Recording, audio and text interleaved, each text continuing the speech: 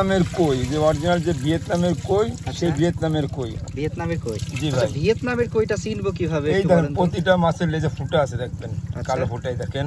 আচ্ছা। আপনার প্রতিটা মাছ ছোট হোক বড় হোক প্রতিটা আপনি দেখতে পারবেন। কইয়ের সাধারণত কয়টা প্রকার আছে?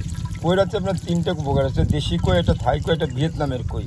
ভিয়েতনামের কইটা আপনার কেজিতে 8টা 10টাতে কেজি হয় আপনার 2.5 মাসে, বুঝেছেন? এই যে আপনি দেখেন প্রতিটা কই মাছে আপনি ভিয়েতনামের কই দিয়ে যাওয়ার চেনার উপায়টা দেখে নেন। আচ্ছা, আজকে আমরা তো শুধু আসলে মাছের দাম জানবো না, হ্যাঁ আমরা কৃষক কিভাবে লাভবান হবে, মাছ চাষি কিভাবে লাভবান হবে, লাভ করতে মাছ যদি চাষি লাভ করতে হবে, চাষিদের কাছ থেকে মাছ কিনতে হবে। এবং একক মাছে কখনো চাষে লাভ হয় না ভাই। এই একটা পুকুর অন্তত 3 রকম মাছ চাষ করে তখন এটা লাভবান হয়। যেরকম মনে করেন আপনি কই মাছটা দেবেন, কই মাছটাতে প্রচুর খাদ্য লাগবে। এটা কই মাছের সাথে কই মাছ যদি মল প্যাক করবে, মলটা খাওয়াতে আর একটা মাছ দিতে হবে। তার মধ্যে আপনি ট্যাংরা দিতে পারেন, শিং দিতে পারেন, যে কোনো 2টার ভিতরে একটা হয়। ট্যাংরা শিং নেই, দেশি মাগুর দিলে আপনাদের একটা মাছে আপনার খাদ্যের টাকা উঠবে, একটা মাসে খাদ্যটা পুলিশের টাকা উঠে নেবে এবং মাছের আরেকটা মাসে আপনার লাভ থাকবে। এটা হচ্ছে লাভের হচ্ছে হিসেব, কারণ আপনি একক চাষে কখনো লাভ করতে পারবেন না।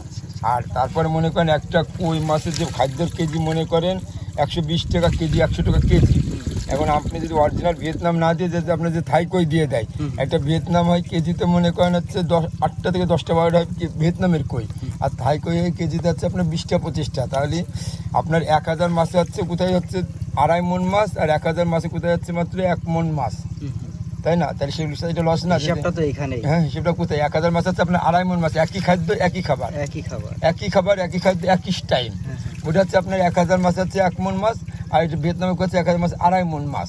তাহলে 2.5 মণ মাছ যদি আপনি 6000 টাকা বিক্রি করেন তাহলে কিন্তু 15000 টাকা, 1 মণ মাছ বিক্রি 6000 টাকা বিক্রি করেন অনলি 6000 টাকা। তাহলে এখানে আপনার কিন্তু টাকাটা বেড়ে আসতেছে। কিন্তু আমাদের অনেক চাষিরা আছে, ঠিক আছে, ওইটা অনেক ভিডিও দেখে যে কোনো ব্রোকার মুখের মাধ্যমে মাছ কিনে অরিজিনাল মাছটা পায় না। আমি চাই তারা অরিজিনাল মাছটা পায়, কিন্তু ধরনের চাষিদের তো ক্ষতিগ্রস্ত না হোক। কারণ একটা মাছ চাষ করতে দাম আপনার মাছের দাম অল্প কয় টাকা, প্রচুর পরিমাণে খাদ্য। আপনাদের একটা মাছের দাম মাত্র দেন এই একটা ভিয়েতনামের কই মাত্র কত 40 পয়সা পিস, 40 পয়সা পিস, মানে 40,000 টাকা লাখ। এই 1 লাখ কই মাছ চাষ করতে কিন্তু অন্তত কিন্তু 8 লক্ষ টাকা খাবার লাগবে। তাহলে 8 লক্ষ টাকার খাবার, এই পুকুরে দেওয়ার খাবারটা দিবেন, মাছ দিয়ে খাদ্য খায়, তারপরে মাছটা বিক্রি হতে আপনার টাকাটা ঘরে উঠবে। তাহলে কি আপনার টাকা ঘরে উঠবে? পানির মধ্যে কিন্তু টাকাটা থাকবে।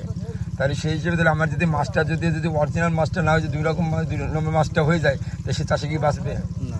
আচ্ছা যাক, এখন তাহলে হচ্ছে আপনার এই যে পোনাটা, জি, এই পোনাটা আমাদের দর্শকরা যদি সংগ্রহ করতে চায় কেমন দাম পড়বে? এটা আপনার 400 টাকা করে হাজার পড়বে। 400 টাকা হাজার, 40 পয়সা পিস। মাছটা দেখেন সব এক গ্রোট এবং একই সাইজ। মাছটা দেখেন আপনার এখানে এসেও নিতে পারবে, আবার অনলাইনেও তো নিতে পারবে। হ্যাঁ, ওই আমার এখানে এসে অনলাইনে নিতে পারবে, ঠিক আছে। আমার ঠিকানা বলবে, ঠিকানা মাছ পাঠাই দেওয়া হবে এবং মাছ পেয়ে তারা টাকা পয়সা দেবে। আচ্ছা আচ্ছা, এটা হচ্ছে ভিয়েতনামের কই। বেশ, মাছটা দেখেন, এটার মধ্যে একটা বড় একটা মাছটা দেখেন, মাছ দেখলে ভালো করে বুঝতে পারবেন, ঠিক আছে। দেখেন মাছটা দেখেন, সব করা লেজে ফোটা দেখবেন, অসাধারণ।